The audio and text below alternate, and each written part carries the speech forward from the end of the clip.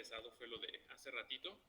Todo lo que vamos a ver ahorita, les comentaba, de alguna manera ya lo hemos visto en clases anteriores, ¿sí? Bueno, después de todos estos procesos, nuestro siguiente nivel sería ya después de la transcripción, ya serían mecanismos post-transcripcionales, ¿sí? El primero de ellos nos va a estar controlando cómo procesamos al RNA mensajero. Es decir, la célula pudo haber hecho la transcripción, pero tiene una oportunidad más para evitar la síntesis de la proteína, ¿sí? Y bueno, habíamos visto los mecanismos de procesamiento, la adición de la caperuza de guanina, la poliadenilación y el splicing o ajuste. Recuerden que en el ajuste o el splicing necesitábamos cortar a los intrones que no codifican y pegar a los exones que sí son codificantes, ¿verdad? Entonces, bueno, en el splicing alternativo, me voy a la imagen. ¿Qué es lo que sucede?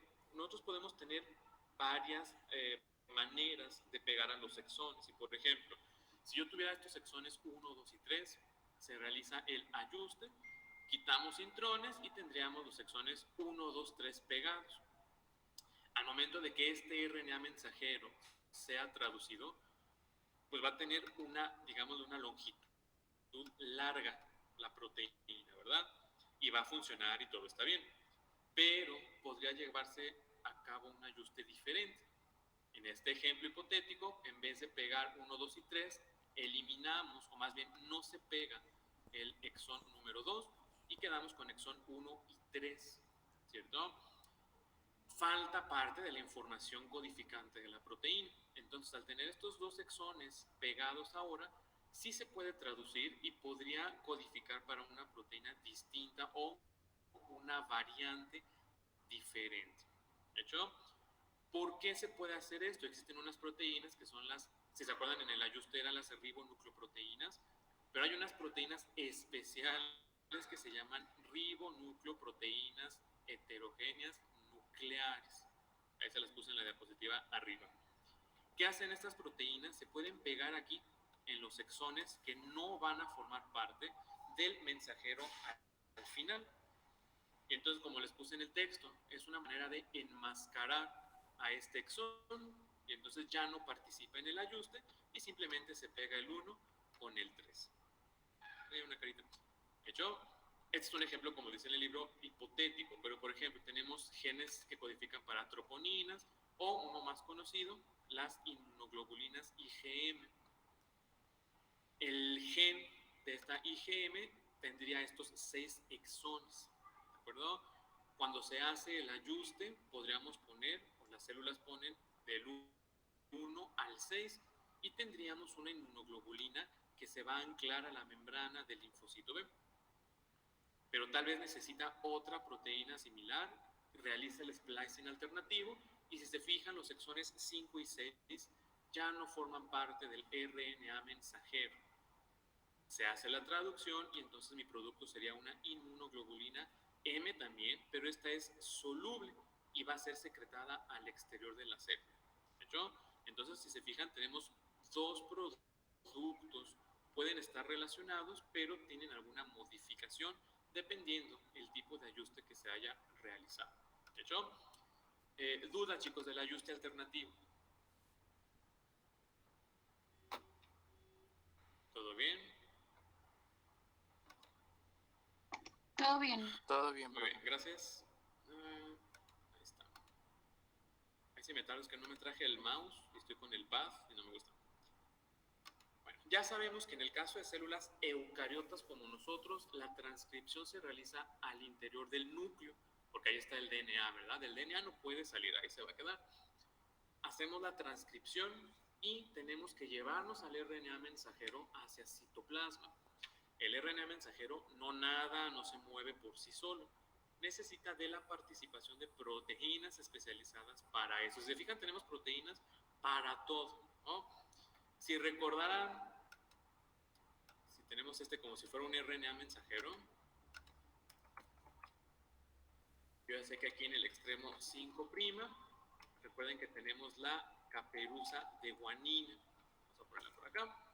y en el extremo 3' la cola de poliá. Entonces la caperuza de guanina puede ser reconocida por una proteína que la llamamos CBP, de sus siglas en inglés de proteína de unión al casquete o a la caperuza. ¿Sí? Entonces estas proteínas especiales van a llegar al RNA mensajero y van a reconocer a esta guanina diferente, que ya hemos hablado de ella. Y estas proteínas van a poder llevarse al RNA mensajero afuera hasta el citoplasma. ¿De hecho? Entonces, esto también sería un mecanismo de regulación, porque si la célula ya no necesitara la proteína que codifica este mensajero, una posibilidad sería no sintetizar estas proteínas de unión a la caperuza, por lo tanto, este RNA mensajero ya no podría ser transportado al exterior. Que siempre si lo necesito, pues ¿sabes qué? Sí fabrico esta proteína CBP y perfectamente se pueden llevar a los RNAs mensajeros. ¿De acuerdo? Ya son mecanismos más sencillos. Obviamente, este mecanismo no lo tienen las células procariotas, no tiene núcleo, y recordarán también que sus RNA mensajeros no sufren procesamiento. Les había comentado cómo incluso antes de culminar con la transcripción, luego empieza la traducción del mensajero. ¿Sí? Por eso no necesitan las bacterias, por ejemplo, todo este procesamiento. Luego, de la mano de este procesamiento del mensajero, ya sabemos que en el extremo 3' se les agrega estas diferentes adeninas, ¿cierto? Habíamos mencionado entre 40 a 250 nucleótidos de adenina. Ya habíamos mencionado también cuál es la función de la cola de poliá: proteger a los mensajeros de la acción de las exonucleasas. Recuerden que exonucleasas cortan en cualquiera de los dos extremos. Tenemos 5' exonucleasa, tenemos 3' exonucleasas. Y bueno, ya habíamos comentado también, si yo tengo un RNA mensajero con 250 adeninas en la cola, pues va a tener una vida media mucho mayor, ¿verdad? Se va a estar traduciendo constantemente, por lo tanto el nivel de proteína va a estar aumentando. Si tiene poquitas adeninas en la cola de poliá, su vida media se va a ver mermada, no va a durar tanto, y por esta razón la cantidad de proteína va a disminuir. Les decía, esto ya lo habíamos visto, nada más estamos viendo cómo participa en esta regulación génica. Y de todos los tipos de RNAs, en el caso de los de transferencia ribosomales, de ambos tipos de células, los podemos considerar los más estables. La literatura nos dice que pueden durar horas o días en citoplasma sin ser degradados, al menos en su totalidad. ¿Por qué son tan estables? Recuerden que RNA de transferencia ribosomal, después de ser transcritos, pues salen con una cadenita, ¿verdad? Un transcrito primario, pero así no se queda. Yo ya sé que el RNA de transferencia se tiene que doblar para dar su estructura tridimensional en forma de trébol o de cruz. Ya sabemos que hay regiones de autocomplementariedad donde se unen las bases de un lado y del otro. Al tener esta estructura, ya lo hemos comentado también, nos da una mayor estabilidad, ya no se degradan fácilmente. En el caso de los RNA ribosomales, por ahí les había puesto una imagen del RNA ribosomal, sobre todo del 16S, por ejemplo, de las bacterias, cómo era un laberinto enorme, y eso que nada más era una de las cadenas. Al tener tantas zonas plegadas, dobladas, etcétera, ya no tienen acceso a las nucleasas. Permítanme un momento,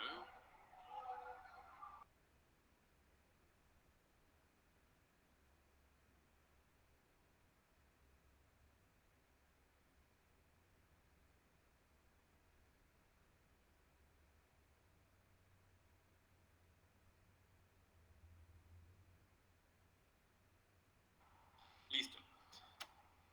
Entonces, vamos a seguir de acá. En segundo lugar, hablando de su estabilidad, pues tendríamos a los RNA mensajeros de células eucariotas, tendrían una estabilidad media, a pesar de que tienen muchos procesos de maduración en ambos extremos y el splicing. Sin embargo, recuerden que el mensajero ya no se dobla. yo les había comentado que se hace un círculo, pero realmente no tiene regiones de estructura secundaria de autocomplementariedad, ¿no? Y entonces tiene una mayor exposición y una mayor posibilidad de ser degradado. Y los menos estables serán los mensajeros de las procariotas, lo acabamos de mencionar, no tienen procesamiento, perdón, no tienen caperuza ni nada, solitos serían muy fácil que se vayan a destruir. Entonces también este control de la degradación nos está participando en este proceso de regular si la proteína va a ser sintetizada o no. ¿Yo? Duda, chicos, de estos dos últimos mecanismos, el ayuste y la degradación, ¿todo bien?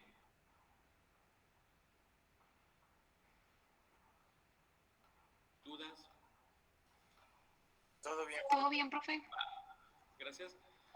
Y bueno, ya después de la transcripción podemos incluso bloquear el proceso de traducción. La célula tiene muchas oportunidades de estar controlando esta síntesis, ¿verdad?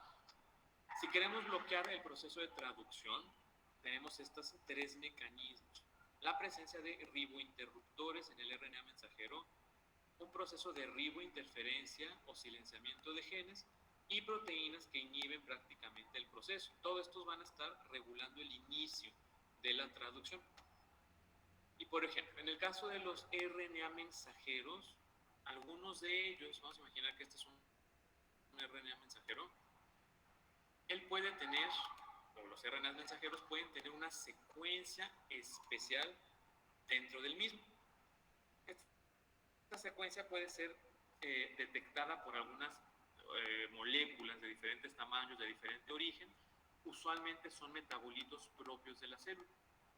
Entonces, estos metabolitos pueden interactuar con estas secuencias especializadas del RNA mensajero. Entonces, llegaría una molécula, un metabolito, se pega a la secuencia del mensajero. Al momento de hacer esto, va a provocar que en vez de estar extendido, tenga un cambio, como les pongo acá, conformacional. Es decir, ya no va a estar extendido. ¿Qué podría suceder? De estar así, de esta manera, tal vez se puede doblar el RNA mensajero así. Entonces, en este pequeño bucle, tendríamos al metabolito que provocó que el mensajero se doblara. Entonces, si yo tengo un RNA mensajero doblado, no está extendido, pues va a ser difícil que el ribosoma se pueda unir a él. Si no se puede unir ribosoma, pues simplemente no va a existir el proceso de traducción. ¿De acuerdo? Esos son los ribointerruptores, en inglés los llamamos riboswitch. Y bueno, este tipo de proceso podrá ocurrir al final de la transcripción, durante todo el splicing y las modificaciones en los extremos, o en la traducción, como lo estamos viendo ahorita. ¿No? ¿Dudas de los ribointerruptores, chicos? ¿Todo bien?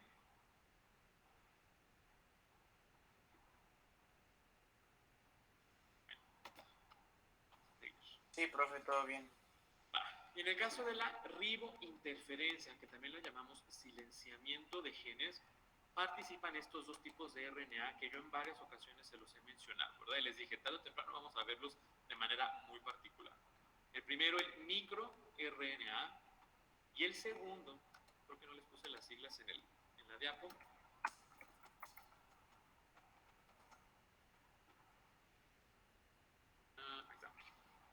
PSI de Small Interference, pequeño interferente, ¿sí? Un RNA de interferencia, si lo podemos llamar comúnmente, o microRNAs. Estas dos moléculas de RNA, ambas tienen mecanismos iguales. ¿Qué es lo que pueden hacer los dos RNAs? Pueden bloquear la traducción, ahorita vamos a ver cómo, o pueden destruir a los RNA mensajeros. E incluso pueden a veces cambiar la condensación de la cromatina. Y ya vimos en la parte 1 de la sesión qué impacto tiene la condensación, ¿verdad? Si está muy apretado o no está tan apretado. Vamos a pasar a la imagen, ya saben que todo viene aquí. Y bueno, estos microRNAs, si se acuerdan, nosotros tenemos los genes para este tipo de moléculas, ¿verdad? Ahí decíamos qué tipo de RNA polimerasa los podía transcribir. Entonces, después de realizar, por ejemplo, esta tirita aquí arriba en color negro nos representaría el gen en el DNA de un microRNA. Hacemos la transcripción y ya estaríamos acá abajo en verde. Este sería un transcrito primario, que lo llamamos primicroRNA.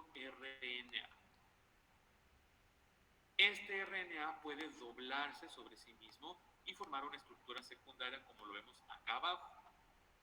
Se forman algunos bucles, horquillas, etc. No tenemos un emparejamiento perfecto, precisamente por eso los bucles y las salientes, ¿no? Después de que tenemos esta molécula, llega una proteína, un complejo proteínico que se llama drosha, que aquí se los puse. Drosha, ¿qué es lo que hace? Si se fijan, corta esta parte que no está apareada, como que le quita la cola, ¿no? Y tenemos una molécula de esta manera. Todo este paso está en el núcleo. ¿De hecho? Ya tenemos esta parte, ahora el micro, bueno, ya cuando está sin la parte no emparejada, lo llamamos premicroRNA. De esta manera puede salir del núcleo y llegar a citoplasma. Estas líneas en amarillo nos representan la membrana del núcleo, ¿eh? Y bueno, ya estamos fuera del núcleo, ya estamos en citoplasma. Va a llegar una molécula también que se llama Dicer, aquí se los puse, y lo representamos con este rectangulito en morado. Lo que hace Dicer, si se fijan, corta el bucle y me queda ahora sí un microRNA de 2 cadenas. Posteriormente, el microRNA de 2 cadenas interactúa con una molécula o un complejo de proteínas llamado RISC, por sus siglas en inglés de complejo de silenciamiento inducido por RNA. Ya saben que todo está en el texto, ¿eh? Entonces, este óvalo en verde o gris nos representaría este complejo de proteínas RISC que se unen al RNA, al microRNA. Una vez unidos, si se fijan, de ser una molécula de 2 cadenas, RISC corta al RNA y al final nos quedaríamos con esto. Un complejo formado por RISC, que sería el óvalo en gris, y en azul sería nuestro microRNA. ¿Hecho? Esta es la manera nada más de cómo sintetizamos microRNAs.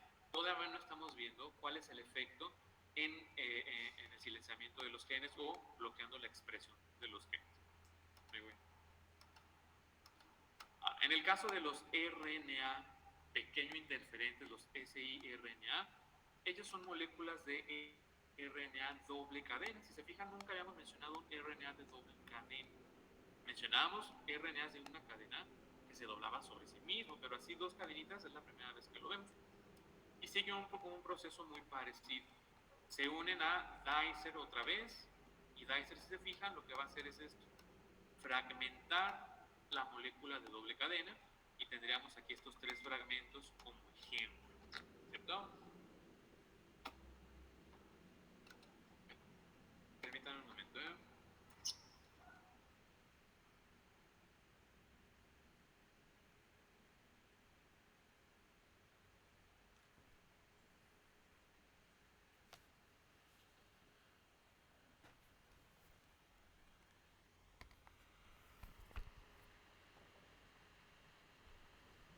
Listo. Entonces ya tenemos los fragmentos del siRNA. Cada uno de estos fragmentos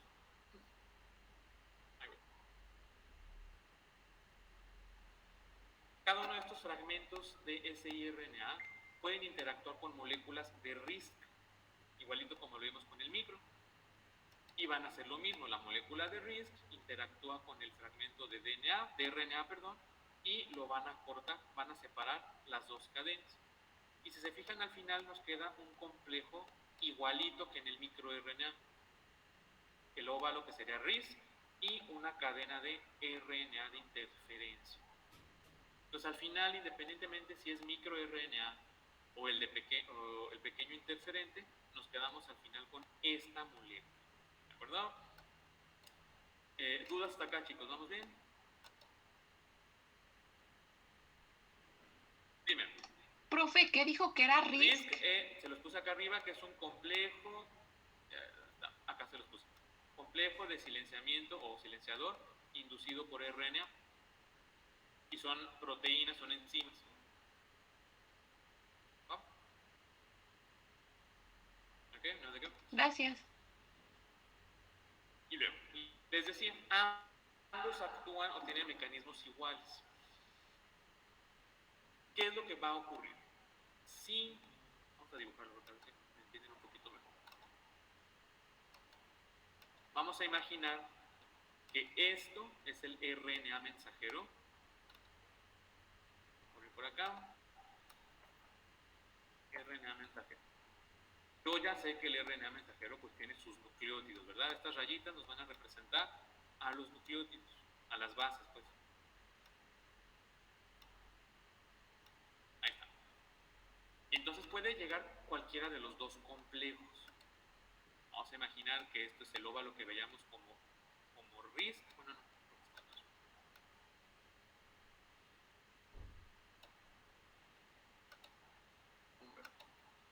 Vamos a imaginar que este ovalito sería RISC.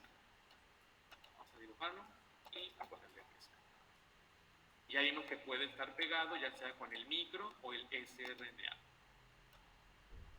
Este en azul sería el RNA de interferencia o el microRNA. Les pongo aquí en la diapo. Si las bases del microRNA o del RNA de interferencia son 100% complementarias a una región del RNA mensajero, el RNA mensajero, va a ser destruido. El mecanismo va a ser una degradación. ¿Por qué se corta? Porque RISC, vimos que tiene una enzima que se encarga de romper ácidos nucleicos, de manera particular el RNA. Entonces, si las bases son 100% complementarias, como les pongo yo aquí, un emparejamiento perfecto, RISC lo que va a hacer cortar al RNA mensajero. Si yo tengo un RNA hecho pedazos, pues ya no puede ser traducido por el ribosoma, lo cual significa que ya no va a haber síntesis de esa proteína. ¿Cierto? Pero puede ocurrir otra cosa. Si el emparejamiento no es perfecto, es decir, que algunas de las bases no sean complementarias, vamos a imaginar que por acá no es complementario, el RNA mensajero no se va a destruir, sino el mecanismo va a ser una represión. Vamos a bloquear esta traducción. ¿No? Vamos a irnos a la imagen que les puse por acá. En este caso sería el emparejamiento no perfecto. Si no son 100% complementarias las bases, decíamos, el destino es un bloqueo, ¿verdad? Una represión. ¿Qué es lo que sucede? Que en el extremo 3', si se acuerdan, tanto en el extremo 5 como en el extremo 3, tenemos regiones UTR, ¿verdad? Estas regiones que no son traducidas. Si no es perfecto el emparejamiento, RISC está aquí en gris, y el RNA de interferencia o el microRNA se pegan en el extremo 3' sin traducir. Entonces, por acá yo ya sé que tengo el extremo 5, y vimos que ahí cerquita se pegaba el ribosoma y empezaba el proceso de traducción. Sin embargo, como acá tengo una proteína RISC o todas estas proteínas pegadas, ya no puede pasar el ribosoma. Por lo tanto, ya no hay traducción, ya no hay síntesis de esta proteína. ¿De acuerdo? De nuevo, esto cuando el emparejamiento no es 100% complementario. Y como les decía hace ratito, cuando sí es 100% complementario, un emparejamiento perfecto, ¿qué hacen las enzimas de RISC? Cortan al RNA mensajero. Y entonces un RNA mensajero en pedazos no puede ser traducido. ¿Perdón? ¿Dudas de estos dos mecanismos, chicos, de la represión y la degradación?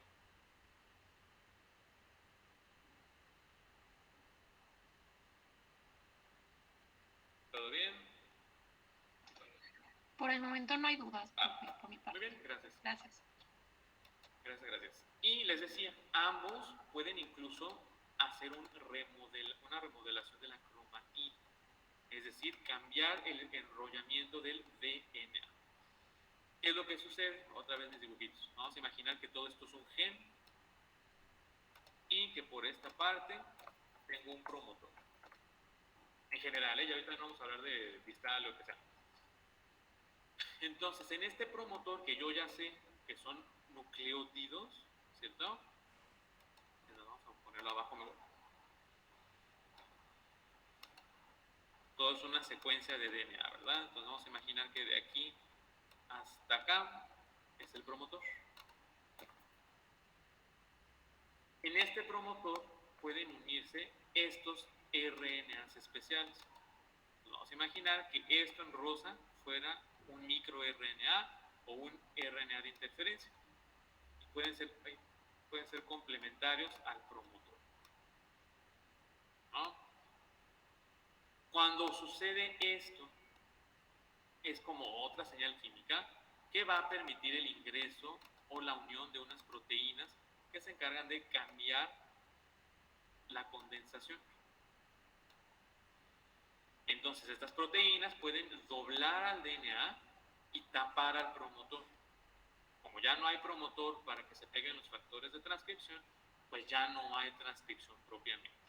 Entonces, se fijan, el microRNA y el RNA de interferencia, aparte de trabajar después de la transcripción, pueden incluso justo en la transcripción bloquear este proceso, ¿no?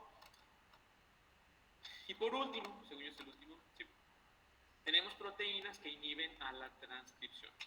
Otra vez, si yo tuviera un RNA mensajero por acá, yo ya sé que cerca del extremo 5', si se acuerdan, debe de estar una secuencia Coulson-Cochandal-Garno.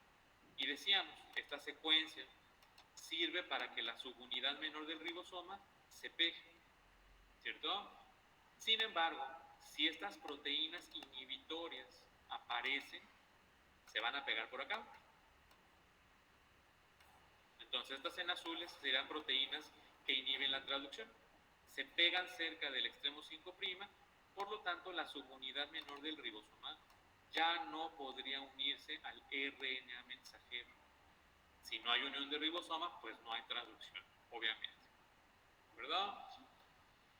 Y creo que era la última duda, chicos, de todo lo que es regulación de la expresión génica.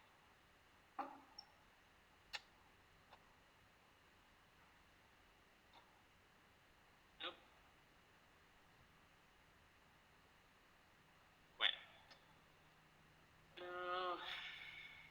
Gracias. No, Ok, por ahí les dejé la actividad de un artículo para que la vayan haciendo, donde es parte de un capítulo del libro que estamos manejando que nos habla de los sistemas para